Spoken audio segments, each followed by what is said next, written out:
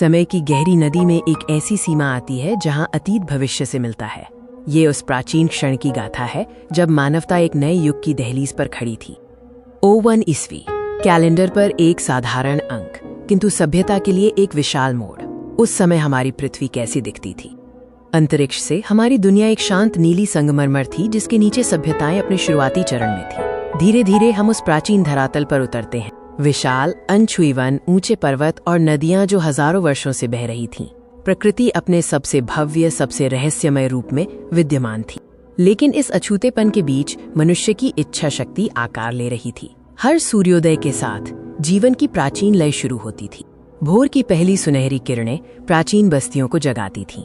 मिट्टी और पत्थर के घर जहां सदियों पुरानी परंपराएं सांस लेती थीं। खेतों में किसान आदिम औजारों के साथ धरती को जोतते थे। जीवन का आधार भोजन, श्रम और प्रकृति के साथ तालमेल से उपजा था। नदियों के किनारे और उपजाऊ भूमि पर छोटे गांव पनप रहे थे। यहाँ समुदाय की भावना सबसे मजबूत थी। जीवन सरल किंतु गहरा था। फिर आते हैं शहरों के केंद्र, मानव महत्वाकांक्षा के शिखर, पत्थर की भव्य वास्तुकला और हजारों लोगों की हलचल। बाजारों में जीवन का शोर गूंजता था। व्यापारी, विक्रेता और खरीदार, हर लेन देन एक कहानी कहता था। हर आवाज मानव इच्छा की प्रतिध्वनि थी। कारीगर अपनी कला में लीन थे। मिट्टी के बर्तन, धातु के आभूषण और बारीक बुने हुए वस्त्र, हर वस्तु में सदियों का ज्ञान समाहित था। मंदिरों और पवित्र स्थानों में अग्नि प्रकाश की लौ जलती थी। ये विश्वास की शक्ति थी जो जीवन के रहस्यों को जानने की मानव की प्यास को दर्शाती थी। लेकिन दुनिया केवल स्थानीय समुदायों तक ही सीमित नहीं थी। मानव जिज्ञासा ने दूरियों को पाटना शुरू कर दिया था। धूल भरी सड़कों पर कारवां चलते थे। व्यापारी ज्ञान, वस्तुएं और संस्कृतियां लेकर दूर दूर की यात्रा करते थे। ये दुनिया को जोड़ने वाले धागे थे। एशिया से भूमध्य सागर तक विशाल व्यापार नेटवर्क सक्रिय थे। सभ्यताएं एक दूसरे से सीख रही थीं, अपने विचारों और आविष्कारों का आदान प्रदान कर रही थीं। समुद्रों में नाविक तारों को अपना मार्गदर्शक बनाते थे। वे अज्ञात तटों की ओर बढ़ते थे, मानव साहस और अन्वेषण की कहानी लिखते हुए।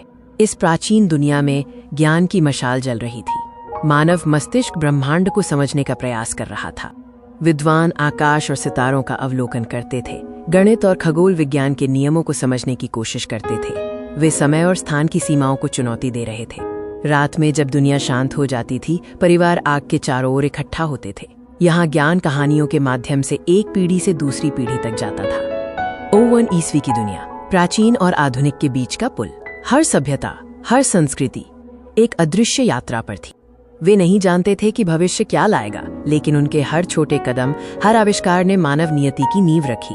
और फिर एक नया सूर्योदय, जो सिर्फ एक दिन का नहीं था, बल्कि सभ्यता के भविष्य का, मानवता के असीम सफर का प्रतीक था।